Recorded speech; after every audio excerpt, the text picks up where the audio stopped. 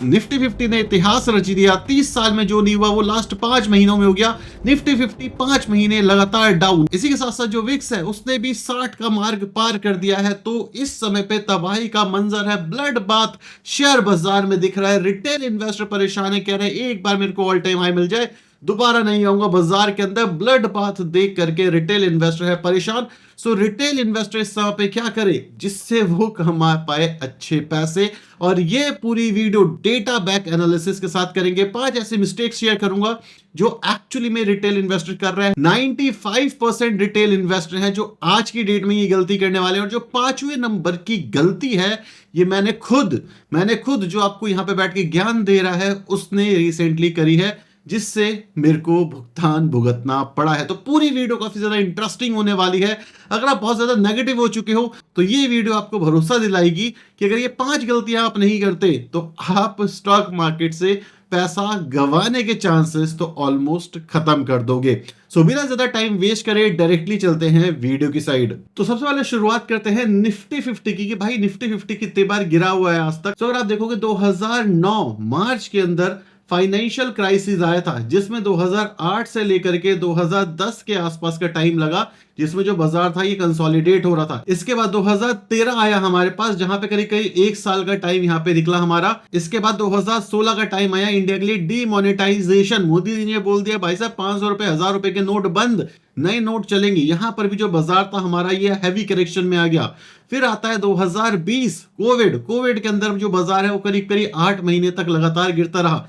जो financial crisis है इसके अंदर जो हमारा बाजार था वो 60% के आसपास नीचे गया था विद इन अ मंथ। वहीं पर अगर हम डीमोनेटाइजेशन की भी बात कर ले तो यहां पर भी आपको 30% तक के करेक्शन दिखे थे। कोविड के अंदर अप टू 40% के करेक्शन आपको देखने को मिले थे।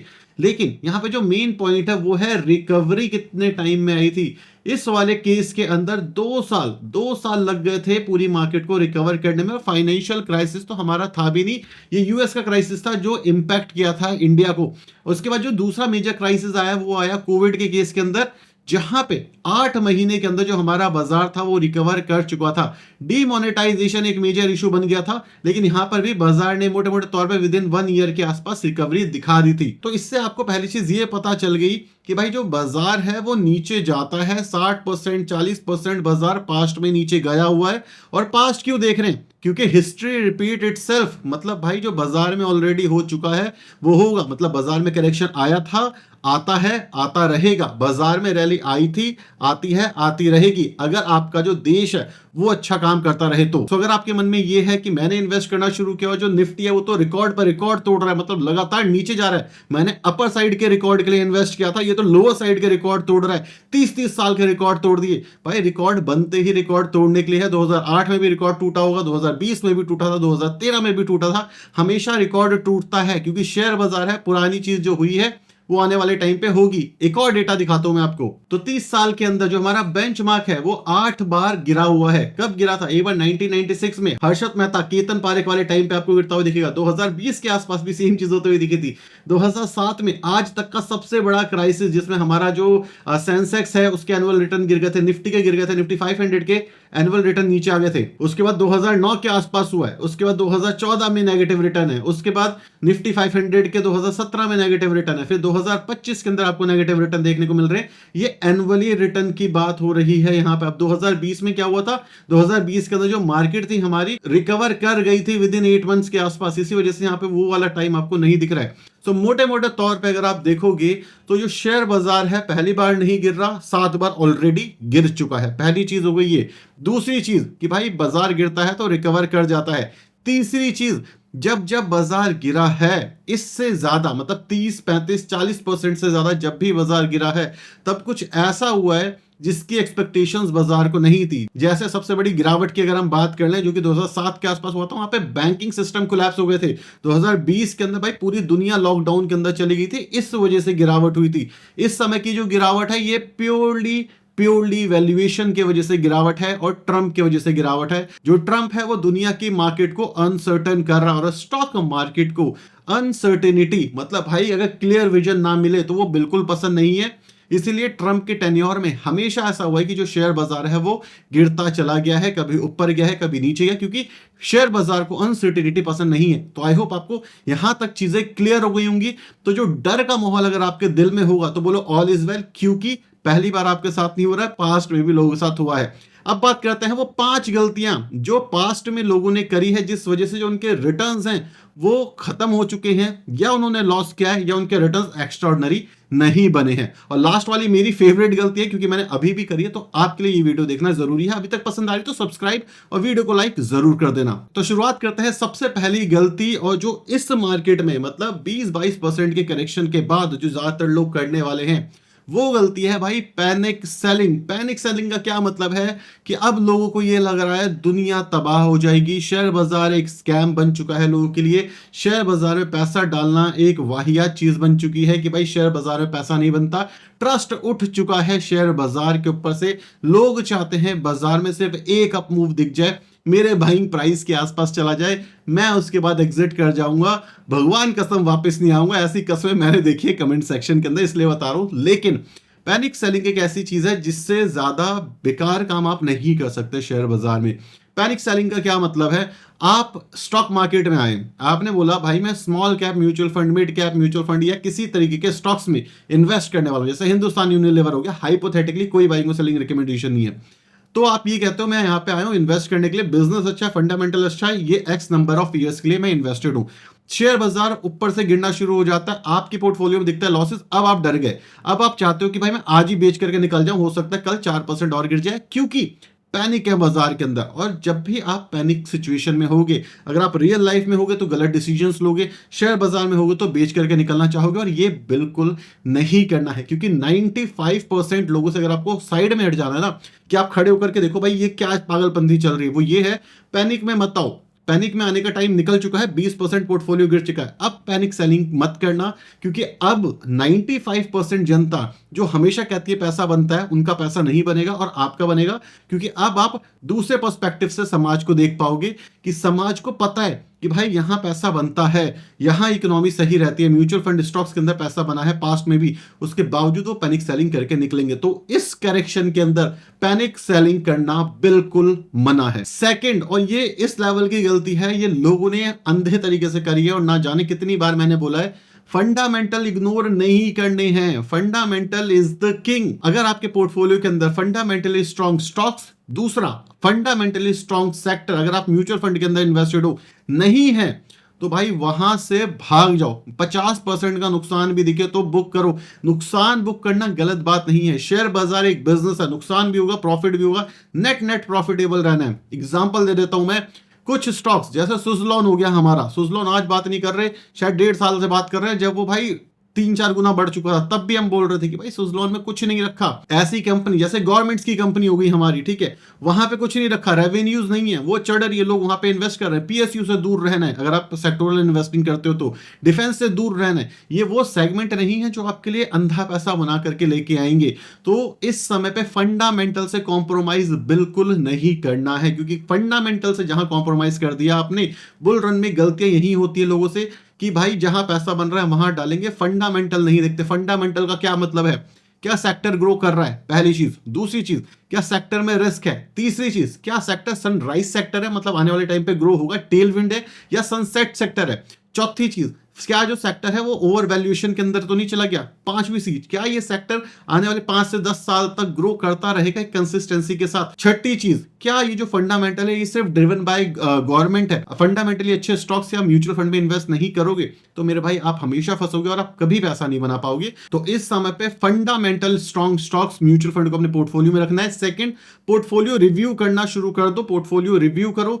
जहां पर भी थोड़ी सी भी गलती दिखे बेचो और हटाओ इसे, क्योंकि ये गलती आपको लंबी पड़ जाएगी। गिर गया तो गिर गया, रिकवरी स्ट्रांग होनी चाहिए। गिरता सबका पैसा है, बनता उसका जिसकी रिकवरी स्ट्रांग होती है। फंडामेंटल स्ट्रांग नहीं है तो गिरेगा भी और रिकवरी भी नहीं कर पाएगा। इस वजह से पहला तो प्राइस करेक्शन में फंसोगे, दूसरा टाइम करेक्शन में फंसोगे। पैसा बनेगा कहां से, क्योंकि गिर तो गया, रिकवरी नहीं है। तो फंडामेंटली स्ट्रांग नहीं है आपकी कंपनीज या म्यूचुअल फंड, बेचो और भागो। थर्ड, और ये ऐसी मिस्टेक है जो काफी सारे लोग करते हैं, और अगर आप ये मिस्टेक कर रहे हो तो मेरे भाई आपको बचाना मुश्किल ही नहीं नामुमकिन हो सकता है।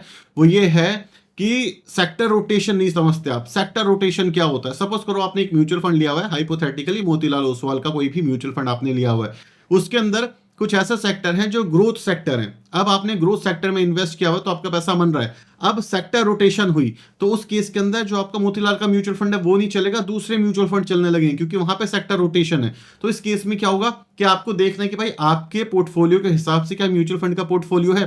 कई बार बुल रन में लोग ये कहते थे अरे भाई फंड मैनेजर देखेगा अपने पोर्टफोलियो को, फंड मैनेजर का काम है।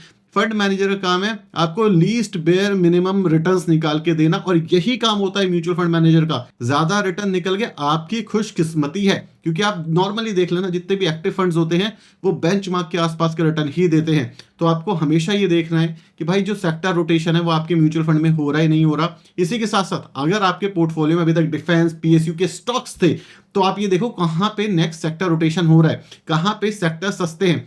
ऑटोमोबाइल बहुत सस्ती दिख रही है इस समय पे। दूसरा अगर आप देखोगे बैंकिंग एंड फाइनेंस एनबीएफसी बहुत ज्यादा सस्ते दिख रहे हैं, ग्रोथ वहां पे आ रही है। हमेशा बुल रन में कुछ ऐसे सेक्टर्स होते हैं जो ऑलरेडी इतने ज्यादा पिट चुके होते हैं, उसमें ग्रोथ पर्सपेक्टिव बहुत अच्छा होता है, वहां पर हमेशा पैसा लगाना है। सेक्टर रोटेशन शेयर बाजार का एक सच है। अगर आप सेक्टर रोटेशन नहीं करते, पोर्टफोलियो को चर्न नहीं करते अपने खुद के, तो आप हमेशा फंसने वाले हो और हमेशा ये बोलोगे कि स्टॉक मार्केट में पैसा नहीं बनता, वो एक स्कैम है। फोर्थ इंपॉर्टेंट चीज है, और इस पे तो हर इंसान ने कभी ना कभी गालियां सुनी होंगी, वो ये है हर्ड मेंटालिटी। अब हर्ड मेंटालिटी क्या होती है? मतलब सुनी सुनाई बात पे विश्वास कर लेना। घर वालों ने हमेशा क्या बोला, बेटा सच पे विश्वास करना है, सुनी सुनाई बात पे विश्वास नहीं करना। सच का मतलब क्या है? सच का मतलब जहां पे कोई सॉलिड प्रूफ हो, डेटा अवेलेबल हो। जैसे कोई कह देता है कि भाई एसआईपी बेस्ट है, बिल्कुल एसआईपी बेस्ट है, बट एसआईपी क्या है? एसआईपी एक सिस्टमैटिक इन्वेस्टमेंट प्लान है, एक प्लान है जो पूरी चीज के ऊपर अप्लाई नहीं होता। जैसे आपको पता है हमारी धरती गोल है, गोल है कैसे पता है कि भाई हमारे पास फोटोज हैं, उसकी डेटा है। जैसे आपको पता है हमारी धरती रोटेट करती है, इसके पीछे क्या रीजन है? इसके पीछे प्रूफ है आपके पास, है ना। इसी तरीके से हर चीज का प्रूफ होता है। सिस्टमैटिक इन्वेस्टमेंट प्लान बेस्ट तरीका है। क्यों? क्योंकि आपको इन्वेस्ट करते रहना पड़ता है, आपको एवरेज आउट के रिटर्न मिलते हैं। लेकिन क्या यही एक ऑप्शन है?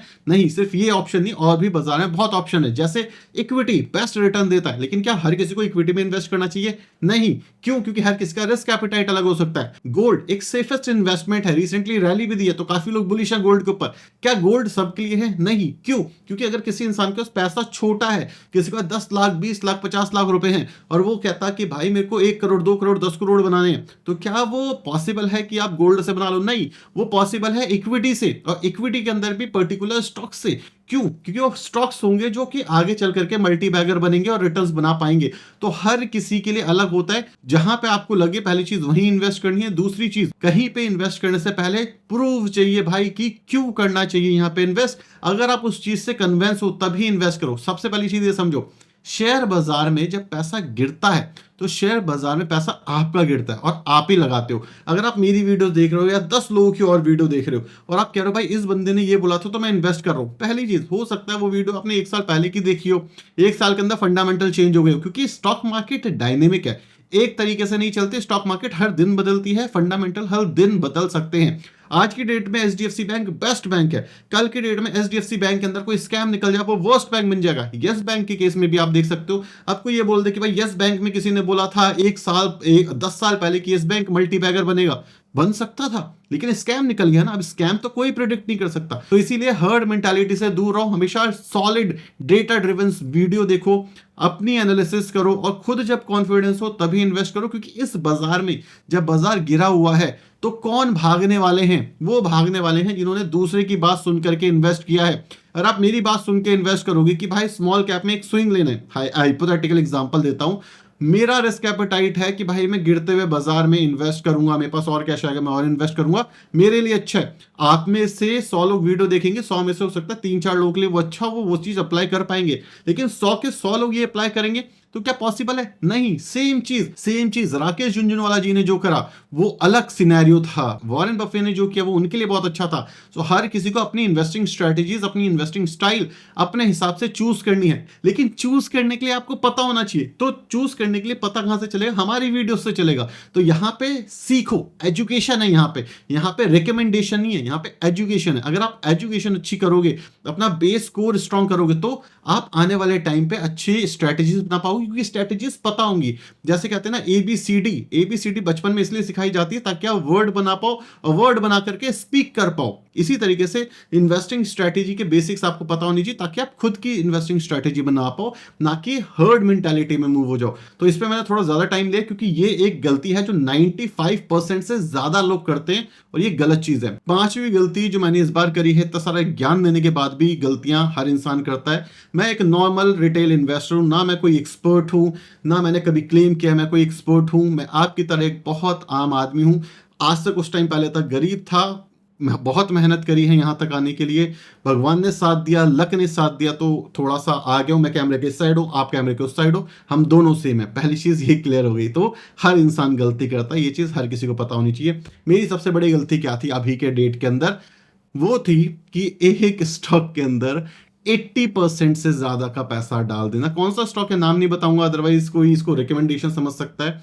लेकिन अब क्या हुआ, उस स्टॉक में मुझे by luck, by chance, by God grace, fundamental analysis, कुछ भी कह सकते हो। मैं ये नहीं बोलूंगा इसके पीछे सिर्फ और सिर्फ मेरा हाथ है, इसके पीछे बहुत सारी चीजों का हाथ है। मेरे को चांस मिला कि भाई मैं यहाँ से प्रॉफिट्स बुक करूं थोड़े से और अपने पोर्टफोलियो को थोड़ा सा डाइवर्सिफाई करूं। सो कुछ स्टॉक्स हैं जहां पे मैंने बहुत एक्स्ट्राऑर्डिनरी पोजीशन ली थी। भगवान की वजह से आप कह लो कि स्टॉक ने अच्छा किया, इस वजह से मेरे को बहुत अच्छा प्रॉफिट हुआ है। जब बाजार गिर रहा है तब वो स्टॉक्स बढ़ रहे हैं, जब बाजार बढ़ रहा था वो स्टॉक गिरे हुए थे। तो उस समय पे एक्यूमुलेट करा है, उन स्टॉक्स ने बहुत अच्छे रिटर्न्स बना करके दिए हैं। तो मेरे को अब कैश की जरूरत है, तो मैं उसको निकाल रहा हूँ। अब एक और गलती इसी के साथ साथ बता दूं मैं कि काफी सारे लोग करते हैं कि भाई एक ही पोर्टफोलियो उनके पास, कि भाई मेरे नाम से ट्रेडिंग अकाउंट चल रहा है मेरा, या इन्वेस्टमेंट अकाउंट चल रहा है मेरा, तो अब जो भी पैसा निकलेगा ना वो मेरे पास आ गया। 1.5 लाख 1,25,000 से ऊपर जो भी है वो टैक्सेबल हो गई इनकम। बट यहाँ पे एक छोटी सी ट्रिक है, अपने नाम से भी खोलो, अपने पेरेंट्स के नाम से भी खोलो, आपकी वाइफ है तो उनके नाम से भी खोलो और पैसे को डिस्ट्रीब्यूट करो। हर किसी के नाम से, हर किसी के पेन के ऊपर 1,25,000 का बेनिफिट उठाओ, नेट प्रॉफिटेबल हो जाओगे। तो अगर आप ये करते हो तो इससे जो लॉन्ग टर्म कैपिटल गेन के प्रॉफिट्स है ना वो आपके बढ़ जाएंगे थोड़े से, अगर आप सही होते हो। पहली चीज हो गई है। दूसरी चीज, आपको टैक्स कम देना पड़ेगा। तीसरी चीज, भाई हर किसी से गलती होती है। सो अब मैंने जो 80% पैसा डाला हुआ था, मैं अभी भी बहुत बुलिश हूं कुछ स्टॉक्स के ऊपर। अगर कोई मेरी पुरानी वीडियोस देखता होगा तो उसे पता होगा मैं कौन से स्टॉक्स की बात कर रहा हूं। मैं उसमें से थोड़ी सी पोजीशन कट कर रहा हूं क्योंकि मैं बहुत ज्यादा ओवर एक्सपोज हो गया था उस वाले स्टॉक से। और अब मैं थोड़ा सा डाइवर्सिफाई करूंगा अलग अलग स्टॉक के अंदर। मुझे पैसों की जरूरत है। पैसे की जरूरत क्यों है?